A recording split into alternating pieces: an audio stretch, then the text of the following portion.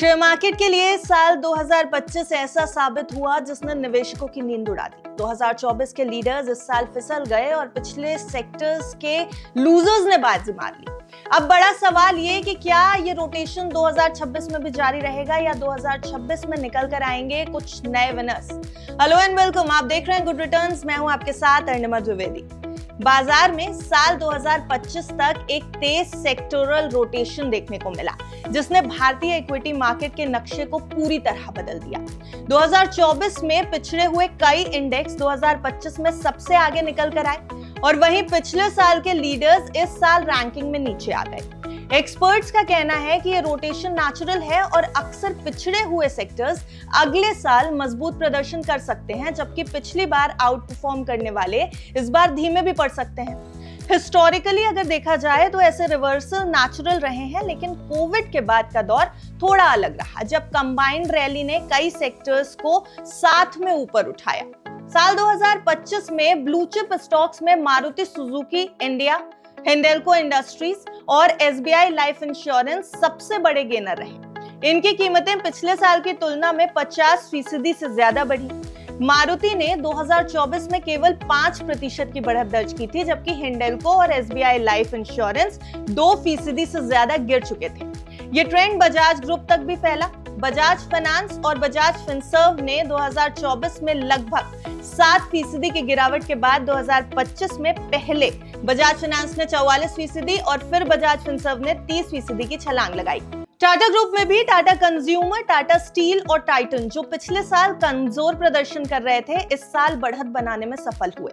अब बात करते हैं गिरते हुए स्टॉक्स की, तो उसमें ट्रेंट और एचसीएल टेक शामिल रहे हैं जो साल 2024 में मजबूत प्रदर्शन कर चुके थे। लेकिन इस साल ट्रेंट 40% और एचसीएल टेक 15% गिरा। हम बात कर रहे हैं 2025 साल की। उसके बाद आइए पावर ग्रिड, इन्फोसिस और विप्रो पर। ये भी 2025 में 12 से 15% तक नीचे आए, जबकि उन्होंने 2024 में 20 से 30% तक की बढ़त दर्ज की थी। मार्केट एनालिस्ट देवेन चोकसी का कहना है कि मौजूदा मार्केट साइकिल में यह नेचुरल रोटेशन है, जहां पिछले साल आउट परफॉर्म करने वाले स्टॉक्स इस साल पीछे हट सकते हैं। चोकसी का यह भी कहना है कि मौजूदा समय में मौजूदा प्रदर्शन कर रहे कई नामों की बुनियादी ताकत में उन्हें फायदा भी पहुंचाया। 2026 को लेकर आउटलुक पॉजिटिव है और जो कंपनियां साफ अंतर दिखाती हैं वो बेहतर प्रदर्शन कर सकती हैं। मार्केट की दिशा फंडामेंटल से तय होगी। हालांकि टेक्निकल्स और फंडामेंटल अक्सर साथ में काम करते हैं। सेक्टोरल डेटा भी इसी रोटेशन को दिखा रहा है। बीएसई मेटल इंडेक्स 2025 में 27% की बढ़त के साथ सबसे आगे रहा, जबकि 2024 में इसकी बढ़त केवल 7% थी। बीएसई प्राइवेट बैंक इंडेक्स, जो पिछले साल 0.3% घटा था, इस साल 17.2% ऊपर चढ़ गया। बैंकेक्स ने 2024 में 6.2% की बढ़त के बाद 2025 में 15.6% की बढ़त दर्ज की। वहीं बीते साल के कई लीडर्स ठंडे पड़ते दिखाई दिए। बीएसई रियलिटी इंडेक्स, जो 2024 में 33% ऊपर था, इस साल 17% नीचे आ गया।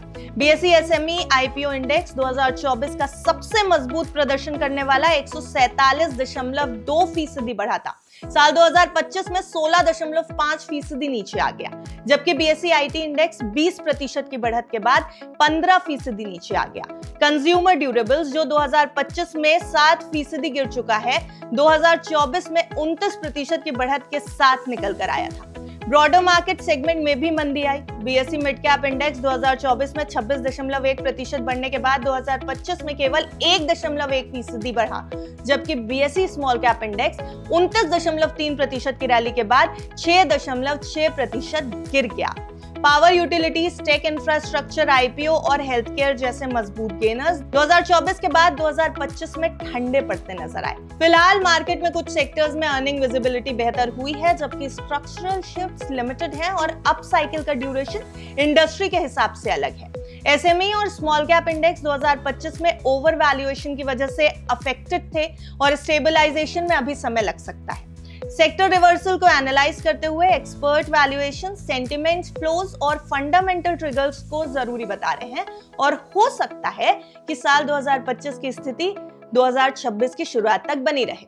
किसी बड़े सेक्टर रिवर्सल की फिलहाल संभावना नजर नहीं आ रही और कुल मिलाकर देखा जाए 2025 ने बाजार में पीछे छूट चुके सेक्टर्स की मजबूती और पुराने लीडर्स की गिरावट को दिखाया, जो 2026 में निवेशकों के लिए नई अपॉर्चुनिटीज और नए चैलेंजेस लेके आएगा। इसलिए किसी भी तरह के निवेश से पहले अपने फाइनेंशियल एडवाइजर की राय लेना जरूर याद रखिएगा।